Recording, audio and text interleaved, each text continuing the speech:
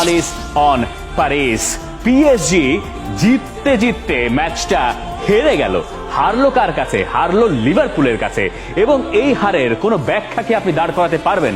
একটা গোলকিপার একের পর এক সেভ করে গেলেন, আর একটা দল একের পর এক আক্রমণ করে গেল। সেখান থেকে ওই দল কোনো গোল করতে পারলো না, উপরন্তু অন্য পাশে গোল তারা হজম করে বসলো। এবং এরপরে ফ্রান্সের সবচেয়ে বিখ্যাত দৈনিক লেকিপ তারা আজকের দিনের প্রচ্ছদ করেছে, বা তাদের ফ্রন্ট পেজে তারা একটা কথাই লিখেছে, ইংলিশ ডাকাতি। এটাকে তারা বলছে স্রেফ ডাকাতি। এবং পিএসজি কোচ লুই এনরিকে আমাদেরকে যে সংকেত দিয়ে রেখেছিলেন তার দল ঠিক সেভাবেই খেলেছে। তার আগে আমরা তিনি কি বলেছেন সেটা একটু দেখে নেই। আমাদের যেটা উচিত ছিল, ওদের সেরা প্লেয়ার ছিল ওদের গোলকিপার। ফুটবল আসলে নির্মম। ফুটবলটা এই মুহূর্তে লুই এনরিকের কাছে খুব বেশি নির্মমই লাগার কথা।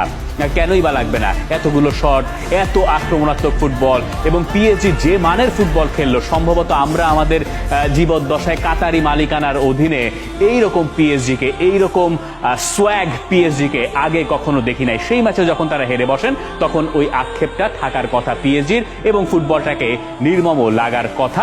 যথেষ্ট কারণও তার পেছনে আছে। তবে পিএসজি কিন্তু এরকম একটা অশনি সংকেত লিভারপুলকে দিয়ে রেখেছিল। লিলকে যখন ফ্রেঞ্চ লিগ আর সবশেষ ম্যাচে পিএসজি হারালো, এরপরে লুই এনরিকে বলেছিলেন যে লিল দলটার খেলার ধরন লিভারপুলের কাছাকাছি। সেটা আবার লিভারপুলের আঁতে খুব ভালোভাবে ঘা লেগেছিল, বা আঁতে লেগেছিল আসলে। শেষ পর্যন্ত লিভারপুলকে লিল বানিয়ে ছাড়লো পিএসজি, কিন্তু দিন শেষে ম্যাচটা তারা হারলো এক আলিসনের কাছে। আপনি দেখেন, এই হচ্ছে ম্যাচের স্ট্যাট। আপনি হিসাব করেন, মানে 70% বল পজিশন পিএসজির কাছে, 30% বল পজিশন লিভারপুলের কাছে। ফার্স্ট হাফে একটা সময় আলিসন এবং লিভারপুলকে নিয়ে ছেলে খেলা করেছে পিএসজি। এরকম কয়েকটা sequence first half second half মিলিয়ে গেছে, এবং এরপরে আপনি বলতে পারেন, বা অনেকের ধারণায় আসতে পারে, পিএসজি বোধহয় ভালো হয়ে গেছে।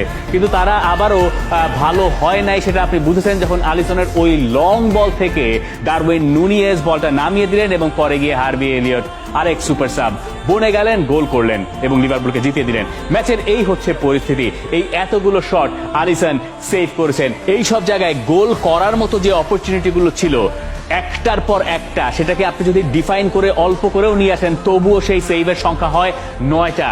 আর অন্য পাশে দেখেন, এইখানে একটা শট করেছিল লিভারপুল, আর এইখান থেকে শট করে দ্বিতীয় শটে তারা গোল পেয়েছে। ফুটবল মাঝে মধ্যে কখনো কখনো এইরকম নির্মম হয়ে যায়।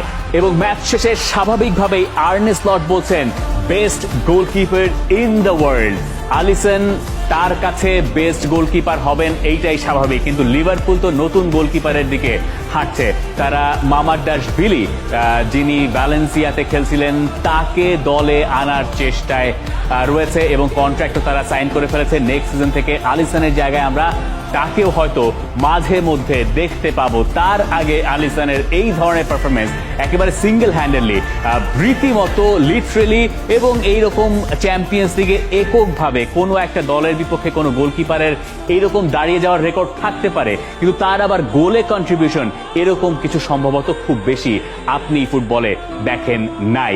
কোনো সন্দেহ নাই যে লিভারপুলের জয়ের নায়ক আলিসন, এবং সম্ভবত এই যে টাইয়ে পিএসজি পিছিয়ে পড়লো, তাদেরকে এখন জিততে হলে পরের লেগে অ্যানফিল্ডে গিয়ে একই ব্র্যান্ডের ফুটবল খেলতে হবে, যেটা তাদের পক্ষে অসম্ভব বলে এখন আর মনে হচ্ছে না ঠিকই, কিন্তু লিভারপুলের ওই এক গোলের অ্যাডভান্টেজ তাদেরকে বড় এক ধাপ এগিয়ে দিয়েছে অন্তত পক্ষে কোয়ার্টার ফাইনালে যাওয়ার পথে। আর এই আলিসন এখন এই মুহূর্তে the best in the world, অন্তত পক্ষে আর্নে স্লটের মতে।